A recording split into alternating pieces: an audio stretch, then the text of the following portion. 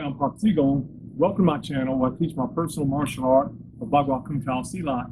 And today I'm going to show you how to train with a particular instrument so you can have stronger and more impactful collisions with your shins and lower body as you're fighting or defending yourself from an opponent, so you can steal his balance and throw him to the ground. And as you might guess, it's a resistance band. You've been studying my fundamentals of stepping, and you've been doing my circling and square drill, as well as palm and footwork drills on the square, which I've shown thus far. There are more, but the ones I've shown previously are the prerequisites for this, because you have to learn how to move properly before you can start using resistance training and add more force and power properly to your proper movement. If you do this first, without doing the drills first, you'll start using your muscles in an improper way, and you'll actually be doing yourself a disservice. So in this way, again, we're going to be moving in an internal method, and resistance bands don't overcome that. Like, you'll hear a lot of internal martial artists, old Sifu, say, I don't want you to do weights while you're practicing internal martial arts.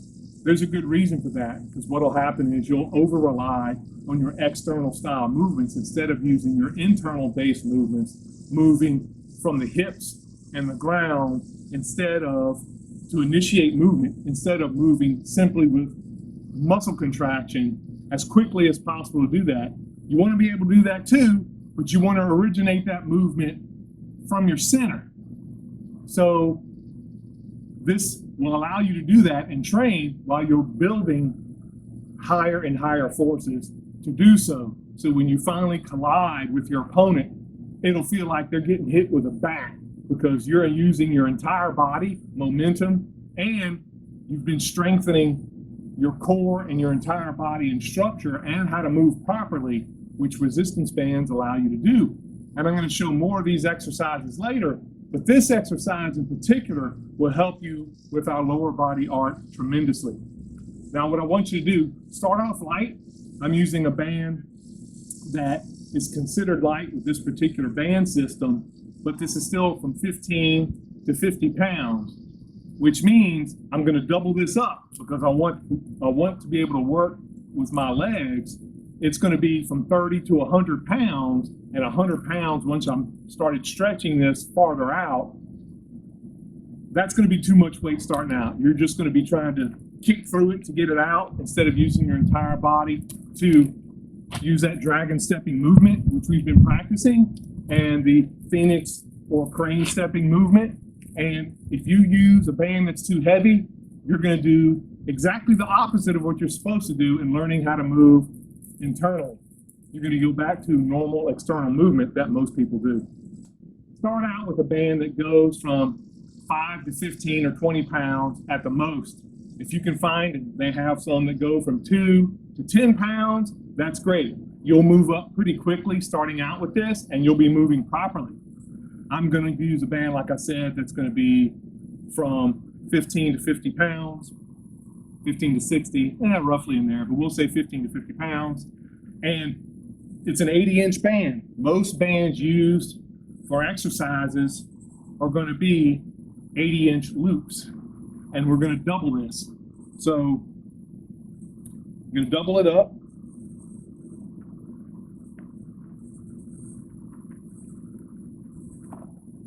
One foot.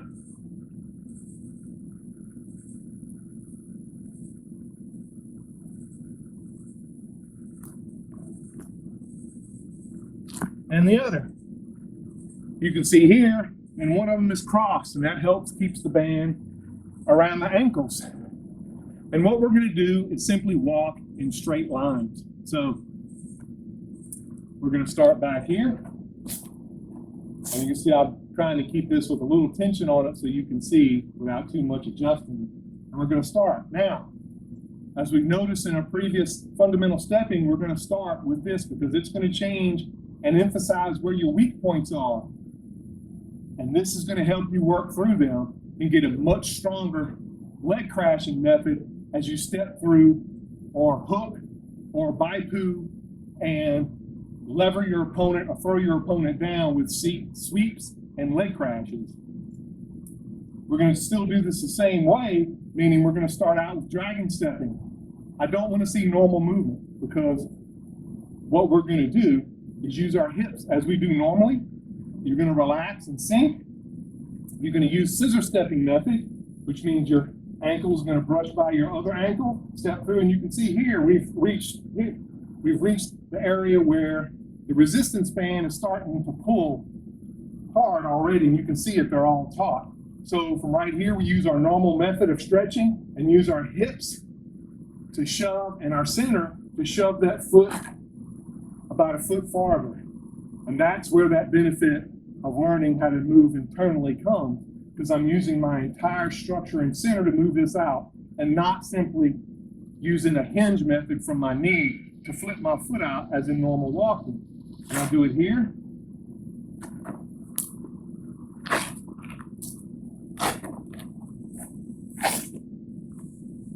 And you can see as normal, we turn.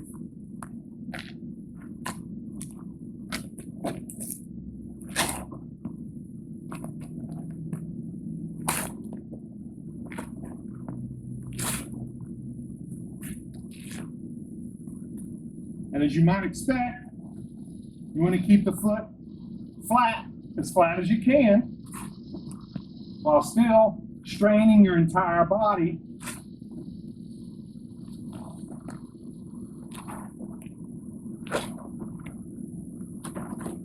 to move through.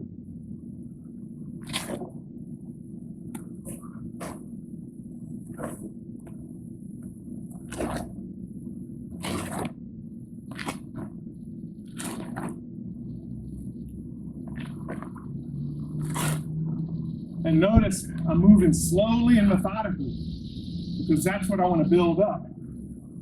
Naturally, you can move normally in the normal walking, but that's not going to give you the same benefit. Relax your weight and sink, step, sink the weight into this leg, pull up, push, and when you feel you've reached the end, as a normal dragon stepping, you push internally with your center and your structure, your joints uncoiling and moving that foot about another foot out. See, the bands have untied my shoelaces, but that's okay, we'll keep moving. And you can see it's even farther. Then we lean, sink the weight into this leg. Same here. This will give you, and you can see I turned here, as in my Bagua stepping, turning, moving forward,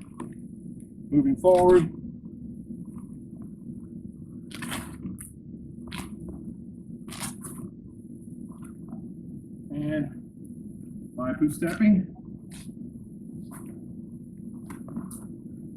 This makes your hips move your leg out and not simply the flopping of the knee.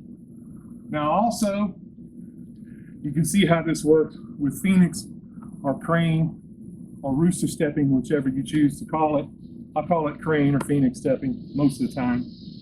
And you draw the leg up and go up, push, and step down. You draw the leg up, push, and step down. And notice, when I bring it up, I'm by the other ankle, I draw the knee up, push, and step down. I'm stepping down, and I'm going to do Bagua step. You see me pushing. I'm stepping down while my weight is filling up my leg. Bring it up, scissor step, up, and my weight is moving into that leg and stretching it out. With that leg posted, and I'm stretching against it. Same as this.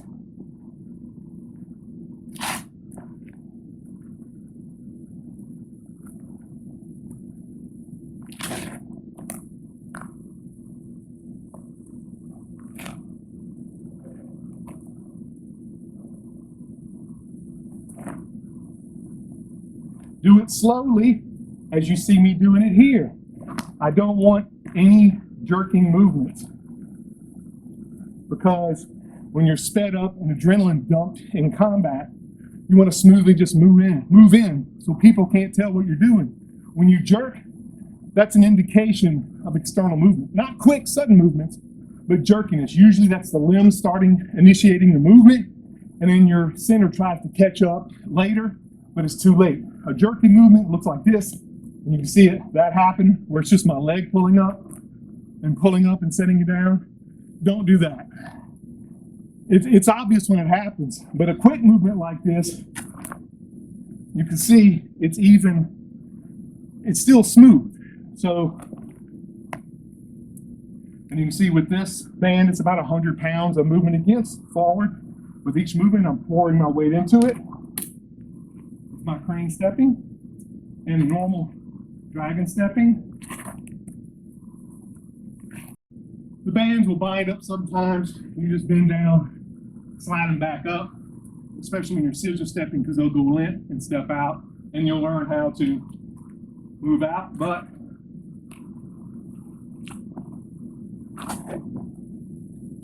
as I've said before, about 100 pounds when you're stepping through and picking through the entire thing.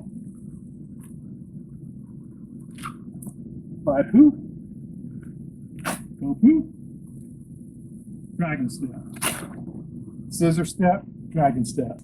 This is a method you use to greatly increase your power and chi, because you will be forced to use your chi to smoothly move that forward and forced to use proper structure, because if you don't, it's not going to move, or you're just going to kick on it and it'll bounce back, as I showed earlier. Don't do that. So, resistance band training. Find the ones that are between, like I said, 5 and 15, 5 and 20 pounds. Start with those.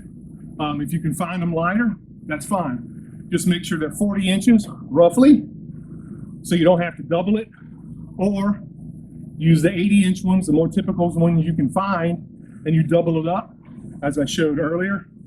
One will be crossed in the middle. Probably a little higher than that because you have one crossed and you're not able to stretch as far, but that's fine. The trick is to use your structure and internal movement, to use your movements, and you'll find when the resistance band comes off, you feel like your footwork is super light, and it is, because you're not fighting against this band.